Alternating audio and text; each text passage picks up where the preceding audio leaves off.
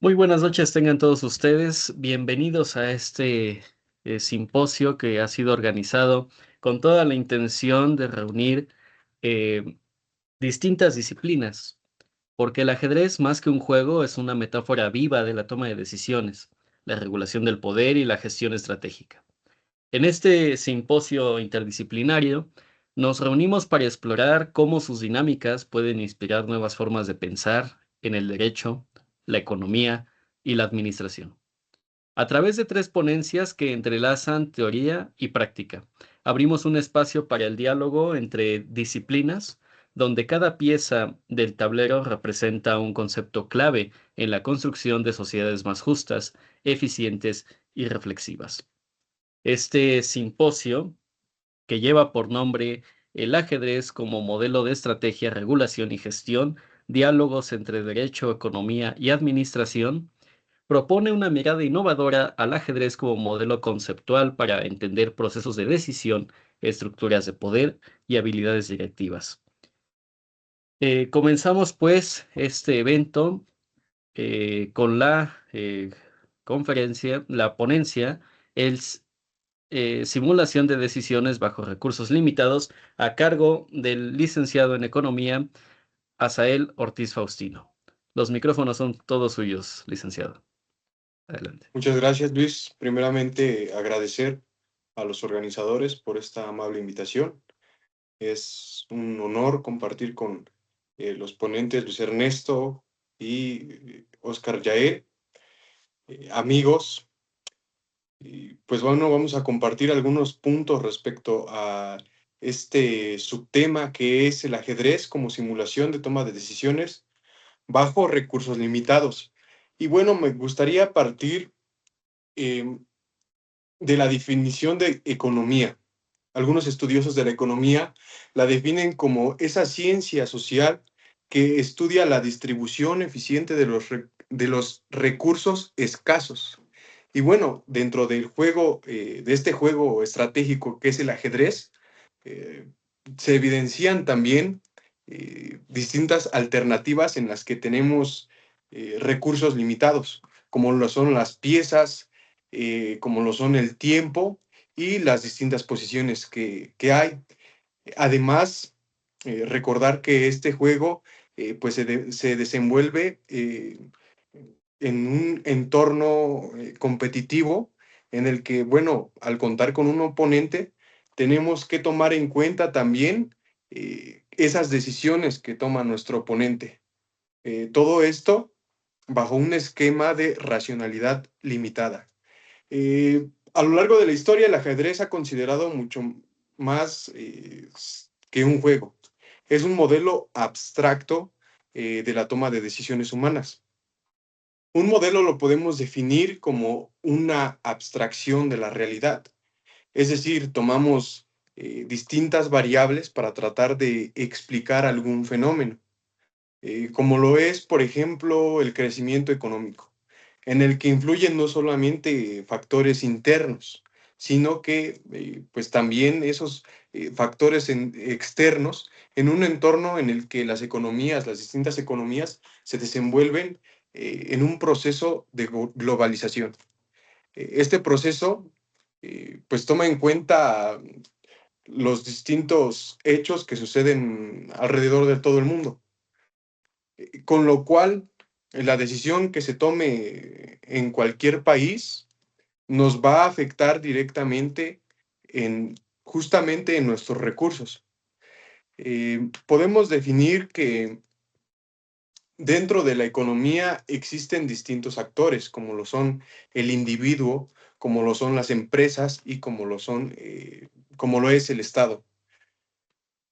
Para un individuo, un cambio en, por ejemplo, su renta, es decir, un aumento o una disminución del salario mínimo, afecta en su poder adquisitivo. ¿Qué bienes forman parte de su canasta básica?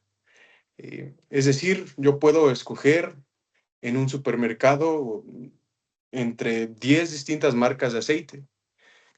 Con una renta fija, pues puedo comprar, consumir X cantidad de una marca. Si mi renta va en aumento o disminuye, entonces yo tengo que adaptarme a mi propio nivel de renta. A esto es a lo que nos referimos cuando hablamos de recursos escasos y limitados. Además de ello, de manera análoga en el ajedrez, cada decisión implica un costo de oportunidad. Es decir, cuando nosotros movemos una pieza, estamos renunciando a mover las demás, con lo cual tenemos que em, entra en juego también, pues nuestras expectativas adaptativas. ¿Cómo es que formamos nuestras expectativas? Bueno, a partir de información que tomó relevancia en el pasado y con lo que creemos que es lo que va a suceder. Em, el ajedrez funciona como un laboratorio de teoría de juegos, donde los resultados dependen no solo de mis propias decisiones, sino también de las expectativas sobre el comportamiento que va a tener mi rival. Conceptos económicos como equilibrio, estrategia dominante, eficiencia y riesgo pueden observarse con claridad en el tablero. Hablamos, por ejemplo, de las inversiones, en las que tenemos distintos tipos de riesgo y también distintos tipos de renta. Hay inversiones en las que podemos percibir una renta fija, como lo son, por ejemplo, algunos bonos del gobierno, y renta variable, como lo es las inversiones en los distintos tipos em, de portafolios en los que se incluyen futuros, acciones y algunos índices, ¿no? Por ejemplo. Entonces, analizar el ajedrez como una simulación de toma de decisiones bajo recursos limitados permite tender un puente entre el pensamiento estratégico del juego y los principios fundamentales de la economía.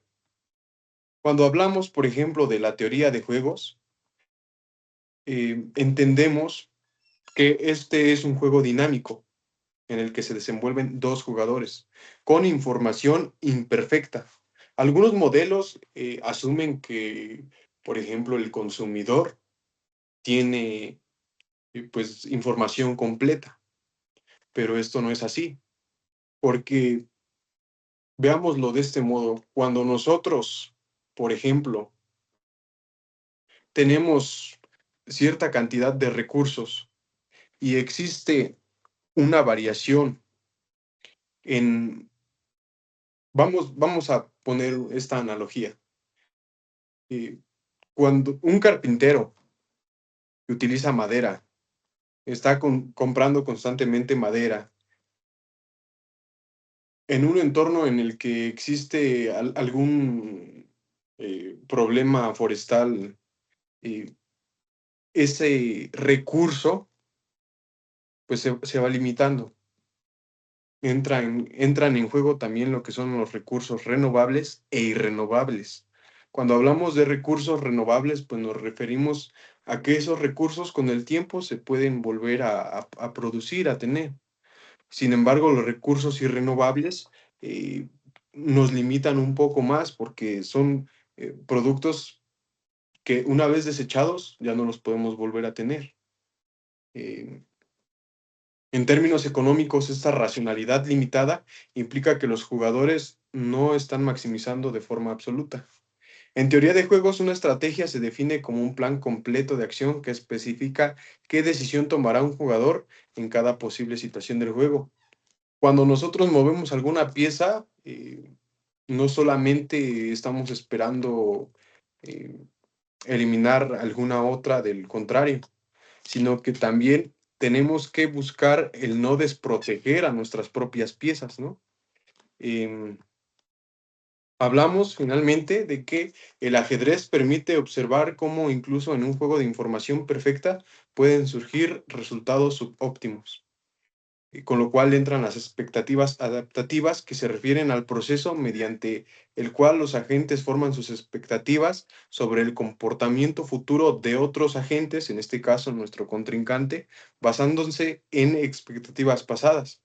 Si ya observé que al mover un peón, eh, no sé, por ejemplo, fue eliminado por el caballo, pues a partir de ahí, entonces tengo que tener más precaución en cómo voy a mover mis distintas piezas, ¿no? En economía, este enfoque se explica como en consumidores, empresas o el propio gobierno. Cuando existe una variación, por ejemplo, en el recaudo fiscal, el gobierno se ve limitado en el gasto público. Entran de nuevo los costos de oportunidad. Si asignamos X cantidad de dinero a cierto proyecto, pues estamos renunciando a la vez a algunos otros, ¿no? Entonces, em, volvemos a los recursos escasos. El ajedrez también, este mecanismo es claramente observable, porque los jugadores no conocen con certeza las intenciones del rival, con lo cual pues tenemos una, una limitación en nuestra información. Em, los, nosotros, dentro de este enfoque, resulta especialmente pertinente para el análisis del ajedrez tomar en cuenta que también tenemos pues ciertas reglas con las que se rige el juego, con lo cual también influye en esos resultados inciertos que se van a tener dentro del juego. Por lo tanto, pues es un laboratorio completamente. Em, y bueno, eh, retomando el concepto de globalización, pues reconocemos que en un entorno en el que, eh, por ejemplo, las decisiones que tome mi vecino, hablando de un país, van a afectarme directamente. Las distintas variables económicas se desarrollan en conjunto, es decir, influyen en el comportamiento de otras. Por ejemplo, cuando hablamos de inversión fija, bruta, eh, una disminución impactaría directamente en la creación del empleo. Y el empleo, a su vez, impacta en el consumo, porque si hay desempleo masivo, pues las familias no tienen ese poder adquisitivo, por lo tanto se está inhibiendo el consumo, se está deprimiendo el consumo, con lo cual el crecimiento también pues va en declive, ¿no? Esto se explica a partir de los ciclos económicos. Em, por lo tanto, el ajedrez pues es relevante justamente porque pues nos permite de cierta forma modelar eh, la realidad, cómo es que se van adaptando nuestras expectativas, cómo es que se van adaptando nuestros comportamientos a partir de las decisiones que está tomando mi contrario y a partir de qué es lo que yo quiero hacer con mis eh, piezas disponibles, con mi tiempo disponible y pues todo esto nos lleva a que realmente pues se tienen distintas estrategias, distintas formas de conseguir la victoria, ¿no? Que pues es lo que se busca en este juego. En economía lo que se busca pues es el crecimiento. El individuo busca mejorar su utilidad, las empresas buscan mejorar eh, su beneficio y el gobierno busca mejorar el bienestar de la población. Pues esto es lo que eh, como podemos relacionar el ajedrez como simulación de toma de decisiones bajo esos recursos limitados. Muchas gracias. Muy bien, licenciado. Vamos a pasar a una ronda de preguntas intermedias, donde, pues bueno, seguramente algunos se les quedó, quizá me llama mucho la atención el tema del laboratorio de teoría de juegos, porque, pues bueno, la teoría de juegos pues, es todo un campo que se ha estudiado y más en el ajedrez. Eh, Algo que en especial me llama mucho la atención y a lo mejor podemos ahondar un poquito en el árbol de decisiones, porque a veces en ajedrez tenemos las famosas aperturas, que es el inicio de la partida, y yo creo que sí juegan un gran papel, sobre todo hablando de recursos, ¿no? Nos da otra idea, otra visión dentro de de la teoría de juegos. Pero ¿qué podríamos ahondar un poquito más en esto? Como primer punto, licenciado. Pues justamente, como bien lo mencionas, la teoría de juegos es importante porque no solo depende de qué es lo que estoy haciendo yo, sino que también toma en cuenta qué es lo que va a realizar mi rival. Por lo tanto, pues se tienen que tomar en cuenta esas decisiones, con lo cual se forman mis expectativas. Y a partir de mis expectativas yo puedo formular mi estrategia, puedo formular qué pieza es la que voy a mover, ¿no? Entonces, pues sí, es eh, muy importante aún dentro del ajedrez esto de la teoría de juegos. Bien, muchas gracias. Continuamos. Si hay alguna preguntita por ahí, por favor, levanten la mano. Y si no, para poder continuar con este simposio. Estamos en el simposio El ajedrez como modelo de estrategia, regulación y gestión. Diálogos entre derecho, economía y administración. Doy ahora el espacio y le cedo los micrófonos al licenciado Oscar Yael Alamillo López, licenciado en Derecho por la Universidad Autónoma del Estado de México, quien hoy nos presenta, eh, quien hoy, eh, pues es grato tenerlo en este espacio con el tema o el subtema El rey y la soberanía, metáforas jurídicas sobre poder, legitimidad y protección de derechos. Licenciado, adelante. Muchas gracias, licenciado Luis Ortega. Primeramente, le quiero agradecer también por este espacio, por brindarme el tiempo y el espacio que hoy hacen posible este simposio. También saludo con mucho afecto a mi colega, el licenciado en Economía, Asael Faustino. Y bueno, pues comenzando con el tema su tema de esta noche, pues ya lo mencionaba eh, mi colega y amigo Luis Ernesto, eh, el rey y la soberanía son metáforas jurídicas sobre poder, legitimidad y protección de derechos.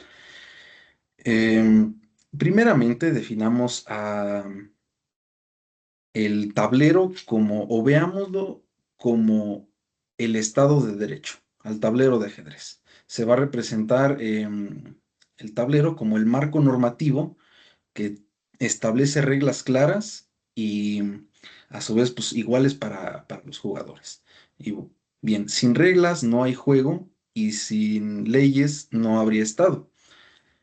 En ese entendido, tenemos también a las piezas que fungirán como actores jurídicos. Bueno, cada pieza, en este caso, tiene capacidades y restricciones distintas. Tenemos derechos y también obligaciones. A su vez, también restricciones que pues, el mismo Estado nos pone. En este caso, bueno, tenemos como figuras a la torre, el alfil, caballo y al peón, que cumplen ciertos roles dentro del juego. Em, en ese sentido, nosotros seríamos los peones somos los gobernados. El rey será el principal rector del estado o del tablero. Ahora bien, em, pues esto permite ilustrar que instituciones y ciudadanos tenemos derechos y límites diferenciados. Ahora bien, el peón tiene una movilidad restringida. Es decir, pues como bien sabemos, avanza únicamente una casilla hacia el frente y va a capturar de manera diagonal. Y pues el rey, a su vez, también puede parecer puede parecer, sí, una pieza débil o frágil, pero no lo veamos así. Es el, la pieza clave del juego. De él depende el resultado del juego. Puede avanzar, sí, una casilla hacia el lado que él quiera, y en ese sentido lo podemos ver como las restricciones que el mismo Estado también le pone al rector de la sociedad, es decir, está regido por la Constitución. A su vez, él también tiene derechos, pero también tiene restricciones. Y viendo al rey como la figura de la soberanía y su vulnerabilidad. Bueno, pues ya les mencionaba que el rey concentra la finalidad del juego. La supervivencia del mismo, pues va a determinar el resultado. En una analogía jurídica, él es el jefe del Estado, va a fungir como tal y encarna la soberanía, es decir, él es el soberano, nosotros seremos los gobernados. Pero bueno, su movimiento limitado, recuerda que la acción estatal estará regulada por nuestra Constitución y por procedimientos también administrativos y judiciales. Aunque, bueno, de manera central, el rey sí es frágil, en lo que subraya una necesidad o más bien nos vemos en esta necesidad de que en la sociedad existan contrapesos.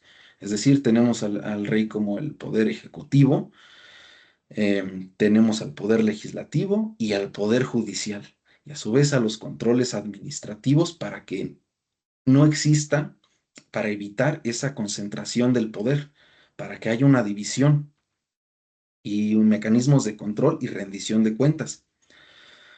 Ahora bien, pasemos a lo que es el jaque y el jaque mate, que son dos cosas distintas. Parecieran iguales, pero son distintos. Y bueno, so- tienen límites y sanciones. El jaque funciona de una manera como una advertencia, una amenaza que obliga a corregir una conducta o a que se activen mecanismos de defensa. De manera jurídica, pues esto equivaldría a lo que serían medidas cautelares, demandas constitucionales o procesos de control político que van a limitar la acción de nosotros como gobernados y también la acción del gobernante. Y el jaque mate, entendámoslo como una sanción, pero de manera definitiva. Es decir, ya sería la pérdida de la legitimidad o del poder por violentar las reglas. De manera análoga, pues también habría destitución o inhabilitación, un colapso también institucional. Y bien, ahora me gustaría pasar a el siguiente punto. Últimamente he diferenciado bastante, o más bien, he hecho una analogía entre lo que es el derecho penal y el derecho administrativo, relacionándolos con el ajedrez. Y ahora bien, el rey fungirá como una autoridad administrativa. En tanto, el rey simboliza el poder ejecutivo que va a organizar y dirigir las conductas y las políticas públicas. La centralidad que él va a tener en el juego, pues va a determinar la coordinación del gobierno. La administración pública solamente va a actuar dentro de lo que son sus competencias legales, que le asigne pues a su vez la Constitución y la ley. De manera práctica, o más bien en la práctica, esto es igual a que a los límites como la competencia territorial y material, la necesidad de motivar los actos administrativos y que exista un principio de legalidad, que la fundamentación y la motivación del actuar del rey como el soberano estén dentro de un marco de legalidad. Y las piezas como órganos administrativos serían las torres, alfiles y caballos, que representarían a su vez, digamos, al Ministerio Público, bueno, las agencias ministeriales, al Poder Judicial, las secretarías, eh, los municipios, serían agencias reguladoras y órganos desconcentrados. También cada pieza pues tiene el rol funcional y un ámbito de actuación distinto. Ahora, continuando, pues regresamos a lo que es el tablero como el sistema normativo. Y bien, dentro de lo que es el tablero, sería el marco legal que va a delimitar las acciones administrativas, las normas constitucionales, las leyes, reglamentos y principios administrativos que configuran las casillas y rutas posibles a seguir. Ese marco de acción, eh, en la acción administrativa, pues si carece de, más bien, ese, dentro de ese marco, la acción administrativa no puede carecer de legitimidad, debe de estar todo previsto en la ley. Ahora bien, dentro del el derecho penal no estamos sujetos a similitudes ni aproximaciones, no se puede juzgar con similitudes ni que sean, digamos, un caso similar a otro y lo vamos a juzgar de la misma manera. Sería el principio en su vertiente de taxatividad. La ley penal es clara, es subjetiva. En ese sentido, pues ahora veamos al jaque como una advertencia penal. Sería una amenaza que exige una respuesta inmediata. Jurídicamente equivale a la detección de una conducta ilegal, al inicio de mecanismos que limitan provisionalmente la actuación del sujeto investigado, del sujeto activo del delito.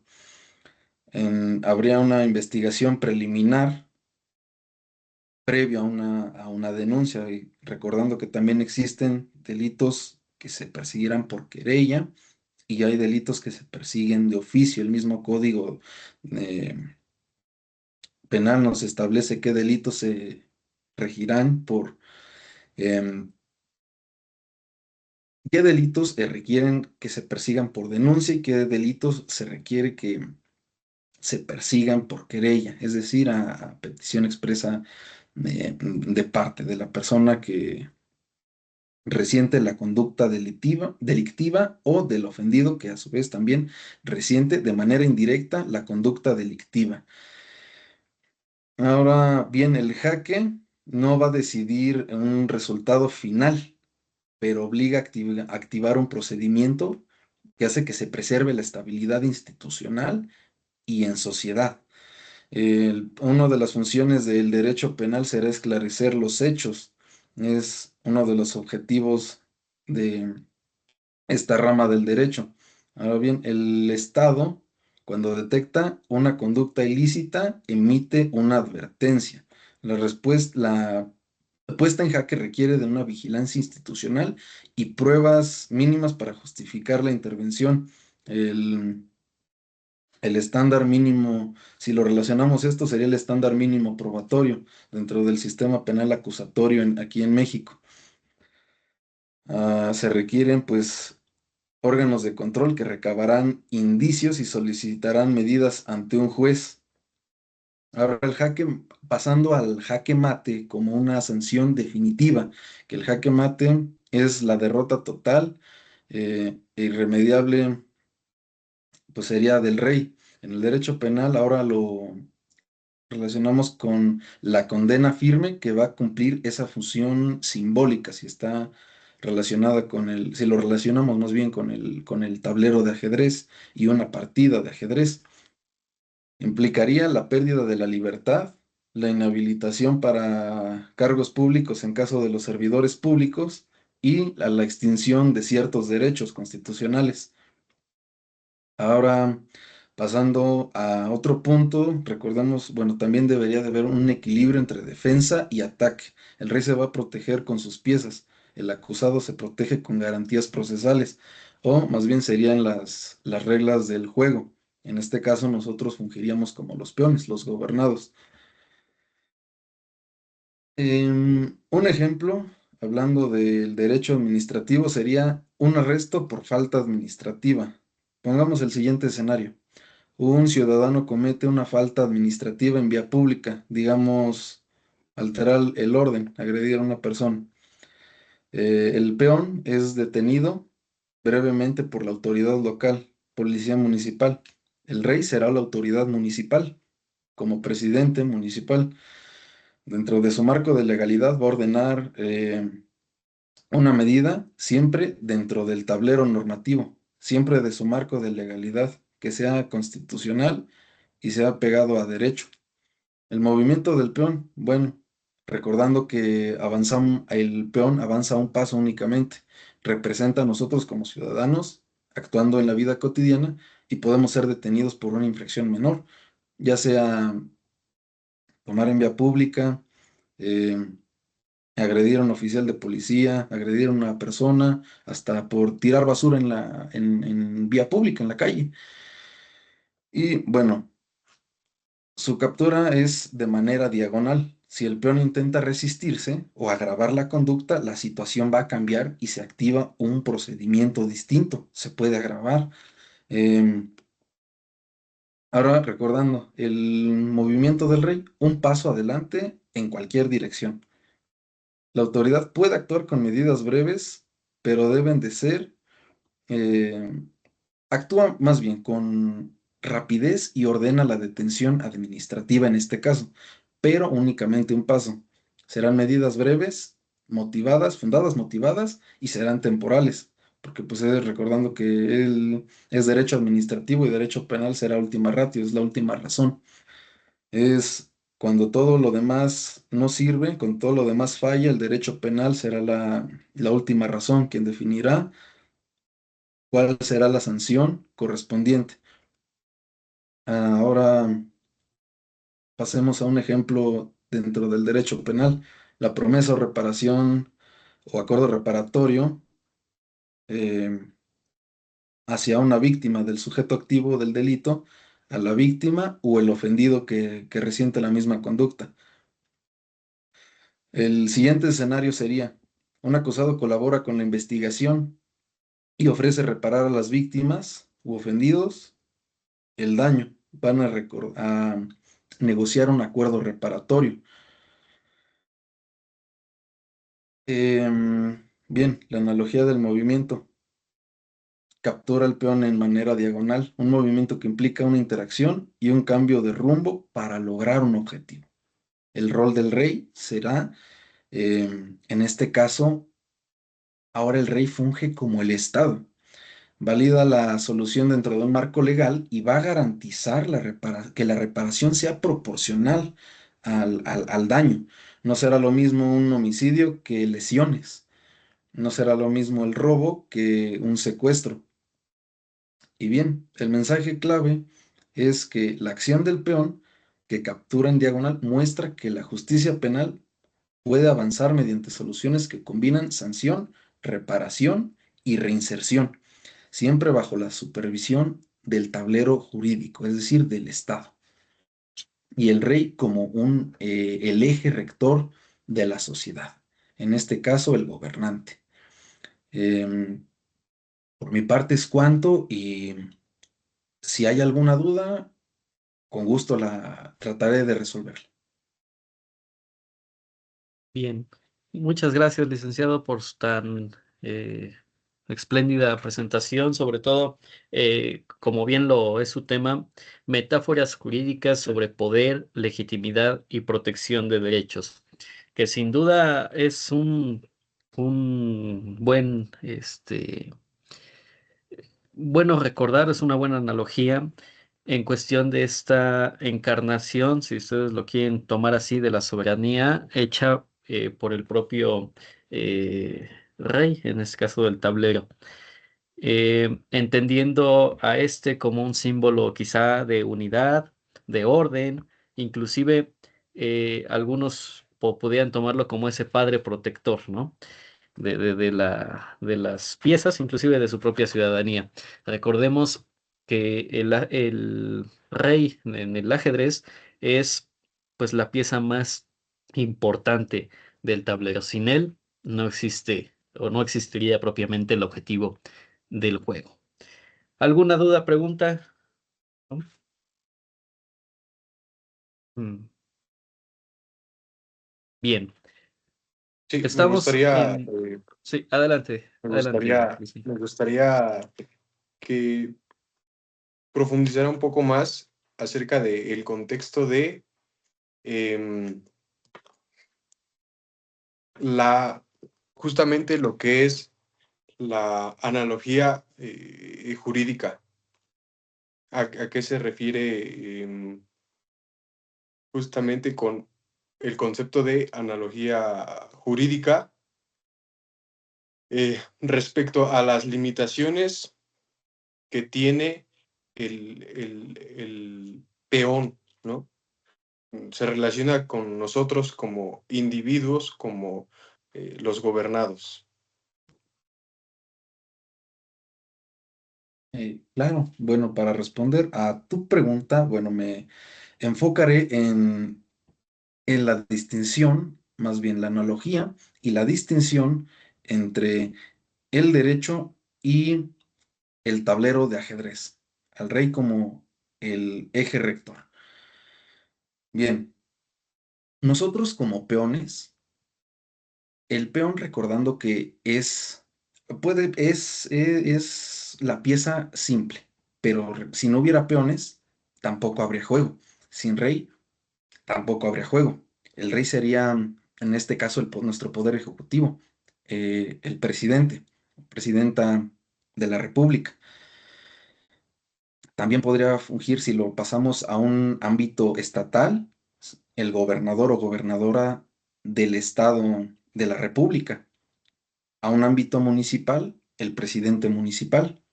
Nosotros como peones somos la sociedad, somos los ciudadanos, de una manera más simple. Ahora bien, lo que es el marco de legalidad. Me comentaba, licenciado, su duda sobre cuáles son estos límites, estas restricciones, estos derechos. Bueno, si bien, bueno, ¿por qué? Porque, bueno, si bien es cierto,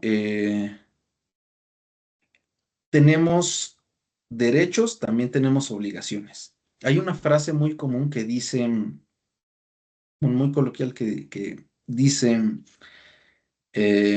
donde tu, donde empieza mi derecho, termina el tuyo, y viceversa. Es decir, de manera constitucional, nosotros tenemos derecho a una, al trabajo. Supongamos el derecho al trabajo, de manera constitucional. Ahora bien, siempre y cuando nuestro trabajo sea legal, sea una actividad legal, sea una actividad remunerada, pero sobre todo que no sea eh, producto de una conducta delictiva contraria a derecho, sería bien recibido en sociedad. Si yo me dedicara, digamos, al tráfico de estupefacientes, ya no entraríamos en un marco legal. Ahora bien, para que quede un poco más claro, por si no creo que no me di a entender muy bien, todos tenemos también derecho a una vivienda digna, es un derecho humano, pero ¿cuándo se ve transgredido? Cuando otra persona llega y, digamos, invade nuestra propiedad. Yo tengo derecho a tener un espacio para habitar, para una vivienda, pero en el momento de que un tercero llegue y transgrede mi propiedad, ingresa a mi propiedad sin mi consentimiento, estaría violentando mis garantías. Ahora bien, veámoslo de manera fiscal. También En este caso, digamos, me dedico el derecho al trabajo, lo mismo. Tengo un negocio de venta de X cosa, X producto, pero yo no estoy registrado en el SAT. Es una conducta contraria a derecho. Tengo ingresos, pero ¿qué pasa cuando llega el del fisco? ¿Qué es lo que ve a una persona, a un joven de 25 años, 20 a 25 años, con efectivo ilimitado y con un negocio? ¿Y qué es lo que pensaría? ¿Que es un criminal? No, que va a desimpuestos. Entonces, a eso me refiero con los límites que nos establece la Constitución y nuestros derechos. Yo tengo derecho al trabajo, pero también tengo la obligación de declarar de manera fiscal ante el órgano competente mis ingresos. Espero haber respondido su pregunta, licenciado. Y si alguien más en nuestro público tenía esa duda o una duda similar, espero haberla respondido. Muy bien. Muchas gracias. Vamos a pasar a nuestra última ponencia del día de hoy. En tema administrativo, acuérdense que hemos pasado por los temas de economía, por la disciplina de economía, la disciplina de derecho y estamos en administración. Y enfocar al ajedrez en la aplicación, eh, sobre todo para la formación de habilidades directivas y toma de decisiones en entornos complejos. Sabemos que el ajedrez pues va más allá de su dimensión lúdica del juego. Y esto se ha consolidado como un modelo de pensamiento estratégico aplicable a la dirección, a la gestión en entornos complejos. Cada partida nos representa un ejercicio de anticipación, cálculo de riesgos, como nos comentaban en la primer ponencia, de esa administración de recursos, donde desde luego pues la presión del tiempo y la interacción entre múltiples actores pues refleja ciertos desafíos que enfrentan pues los líderes en la vida cotidiana. En este sentido, el tablero se convierte en este laboratorio pedagógico, si ustedes lo quieren llamar de esa forma, que nos permite entrenar pues ciertas competencias directivas, competencias que pues son esenciales, como lo es la visión estratégica, la resiliencia, el liderazgo colaborativo, la capacidad de decisión bajo incertidumbre. Todo esto nos da un valor que pues radica en que ofrece un marco simbólico, un marco práctico para comprender cómo las organizaciones, los sistemas jurídicos y los mercados necesitan estrategias claras, adaptabilidad constante y decisiones legítimas, además de eficaces. Eh, Como pueden observar, pues el ajedrez ofrece un espacio controlado de experimentación donde las reglas pues son claras, ¿no? Las combinaciones de jugadas son prácticamente infinitas y este carácter pues lo convierte en un laboratorio idóneo para la formación de directivos, dado que pues está en un entorno simulado de alta complejidad, ¿no? Tenemos aquí también cada movimiento nos abre múltiples ramificaciones, obligando a evaluar riesgos, costos, beneficios.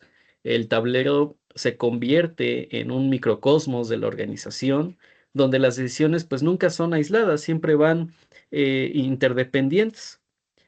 Los grandes jugadores combinan cálculo preciso por intuición estratégica y de igual modo lo deben de hacer los líderes, que deben aprender a conjugar pues datos objetivos con sensibilidad humana y visión ética. Eh, las piezas nos representan distintos perfiles. Decía en la sesión anterior, los Los alfiles, por ejemplo, los caballos son especialistas con enfoques alternativos. Los peones son esa fuerza colectiva. La dama, pues, es el recurso versátil y poderoso. El rey, pues bueno, tiene este símbolo de continuidad institucional, ¿no? Y en suma, pues el tablero se convierte en un escenario pedagógico donde se entrenan pues las competencias necesarias para dirigir en entornos de incertidumbre y pues alta presión. Aquí el ajedrez pues no solamente nos enseña a jugar, sino también a pensar estratégicamente, a liderar con resiliencia y entre las competencias que se fortalecen o se destacan, decíamos, está la visión estratégica. El directivo debe aprender a proyectar escenarios en distintos horizontes temporales. Una apertura, por ejemplo, que es sólida, pues equivale a una planificación inicial. El medio juego, pues la gestión de recursos en expansión.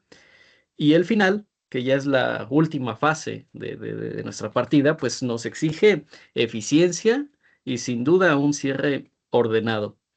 El ajedrez, como pueden ver, va más allá del juego. Constituye un entrenador cognitivo, simbólico y que permite a los directivos fortalecer habilidades críticas para la conducción de organizaciones en entornos complejos, ¿no? Cada partida es un ejercicio de liderazgo, un ejercicio donde entra la resiliencia y sobre todo la estrategia. Debemos de proyectar escenarios. Si ustedes pueden ver, aquí el directivo aprende a pensar en horizontes múltiples, la apertura representa esa planificación inicial y aquí es donde se definen los objetivos, se asignan recursos y se establecen prioridades. El medio juego simboliza entonces la gestión de la expansión con ajustes tácticos y consolidación de posiciones. Ustedes lo pueden ver así, ¿no? El final, pues decíamos, exige esa eficiencia, ese cierre ordenado, y es comparable a procesos de liquidación, por ejemplo, en una empresa, evaluación de resultados o inclusive una transición institucional. El tablero nos obliga a ver también pues toda la totalidad, de tal forma que consolidamos aún más el pensamiento sistémico. No solo las piezas aisladas, sino una visión global que se traduce en la capacidad de comprender la organización como un sistema interdependiente donde cada decisión pues afecta a las demás. Y es esta estrategia ajedrecística que nos enseña también a prever lo que decían en la primer ponencia, estos riesgos y oportunidades antes de que se materialicen.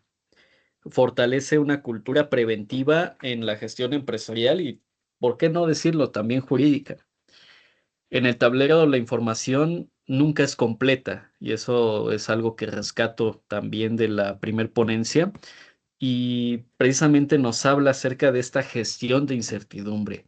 El jugador debe decidir si conocer, debe decidir sin conocer precisamente toda la totalidad de las intenciones del adversario. A veces no sabemos qué es lo que planea el adversario y tenemos que aprender a jugar en ello.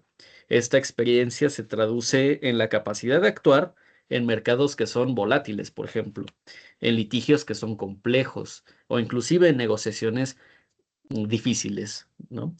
Decisiones con información incompleta, porque pues el tablero nunca se conoce la totalidad de las intenciones del adversario y esta experiencia nos va preparando para actuar en mercados volátiles, donde la información pues es parcial, inclusive cambiante. Aquí también el jugador pues aprende a calcular escenarios posibles y asignarles un grado de dificultad, un grado de probabilidad también, que se traduce en competencias de análisis. En esa toma de decisiones bajo presión y que nos da una cierta flexibilidad cognitiva. Hablábamos de una incertidumbre que nos obliga a mantener abiertas varias líneas, evitando pues así la rigidez, porque es cambiante. Esta habilidad es esencial para responder a crisis económicas, cambios regulatorios, disrupciones tecnológicas, entre muchas otras, ¿no? Debemos aprender también, hablando de resiliencia, a tener esta gestión del error. En ajedrez, un error no significa la derrota inmediata. Es esa capacidad de recomponer planes, de redefinir objetivos y de aprovechar nuevas oportunidades para de esta forma fortalecer la resiliencia directiva. Decíamos, un error no significa derrota inmediata, ¿no? Es esta habilidad de recomponer planes. También nos da una sensación de aprendizaje continuo. Cada partida es una fuente de retroalimentación y aquí el directivo se adopta, pues, bajo esta lógica y convierte los fracasos en insumos para la mejora continua.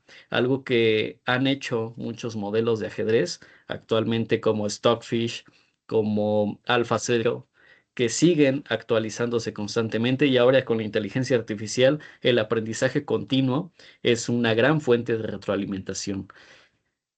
Además, debemos de tener una adaptación a la dinámica del entorno. Cada jugador debe ajustar su estrategia según el desarrollo de la partida. El líder debe adaptarse a los cambios del mercado y la regulación o la cultura organizacional. Cada pieza, decíamos en la ponencia anterior, tiene un valor específico, tiene un papel en la estrategia. Debemos de reconocer talentos, de asignar funciones y coordinar esfuerzos en paralelo a la gestión, pues, de equipos humanos. El ajedrez nos enseña que la victoria depende mucho de la sinergia colectiva, no de una fuerza aislada en una sola pieza. Lo que en ocasiones decíamos, no hay que mover únicamente la dama o únicamente los caballos, tienen que trabajar en equipo. Cada pieza tiene un valor específico, un papel en la estrategia y deben servir para que todos tengan esa sinergia colectiva. Esa, el ajedrez pues nos enseña que la victoria depende de la coordinación entre piezas y no da fuerza aislada a una sola. De ahí la importancia de la colaboración, la importancia de la confianza y de la cohesión organizacional. De tal forma que nos permite, como líderes, pues transmitir esa visión, esa confianza en el equipo, de generar un sentido de propósito compartido y sin duda de interpretar y transmitir la lógica de la jugada a los colaboradores, en este caso a nuestras piezas, y que de alguna forma se expliquen decisiones complejas de manera clara y de manera convincente. En ajedrez, decíamos, nos ofrece analogías útiles para distintos campos. Lo hemos visto en estas participaciones en el campo del derecho, por ejemplo, la interacción entre las normas, los precedentes, los actores, que asemeja una dinámica del tablero. Cada movimiento jurídico, ¿no?, que en la vida cotidiana puede ser una reforma, una sentencia, una regulación, que genera efectos en cadena. El ajedrez nos ayuda a visibilizar estos cambios y de alguna forma a garantizar ese equilibrio, anticipar esas consecuencias, favorecer decisiones regulatorias más justas y sin duda más sostenibles. En el campo de la economía, por ejemplo, los mercados competitivos pues también funcionan como un tablero, donde cada jugada altera el equilibrio, la necesidad de reaccionar con esa rapidez y de prever movimientos de competidores, de gestionar recursos escasos, donde, pues bueno, siempre vaya en paralelo con la lógica del juego. En cuestión de la administración, hablábamos siempre de ese tiempo, de que hay que considerar el capital humano y sobre todo la información. La información porque se construye a partir de la observación de jugadas, de patrones, y ya con esta organización pues traducir los datos, los reportes, los diagnósticos que nos exige, pues bueno, para tomar decisiones útiles.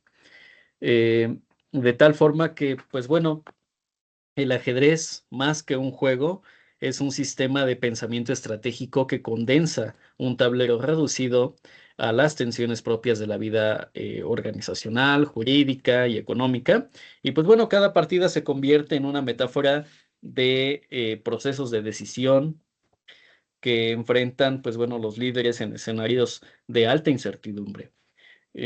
Hoy más que nunca debemos considerar todas las variables, saber que los recursos son limitados y que tenemos o debemos de considerar mucho las consecuencias interdependientes. En este sentido, decíamos que el ajedrez funciona como ese laboratorio pedagógico, esa forma de buscar una formación directiva que mejora la capacidad para ganar partidas, pero también para fortalecer competencias críticas, competencias como la visión estratégica, la resiliencia, el liderazgo colaborativo y la toma de decisiones bajo presión.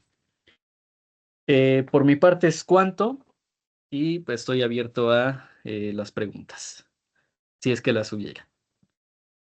Mm.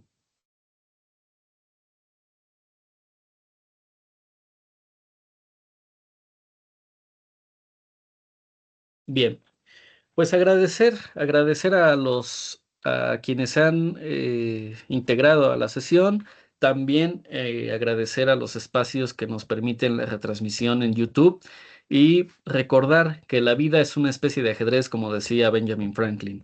Agradezco infinitamente la participación del licenciado Asael Ortiz Faustino, licenciado en Economía. Agradezco también la participación del licenciado Oscar Yael Alamillo López, quienes han contribuido en este primer simposio, donde pues tomamos al ajedrez como modelo de estrategia, regulación y gestión. Diálogos entre derecho, economía y administración.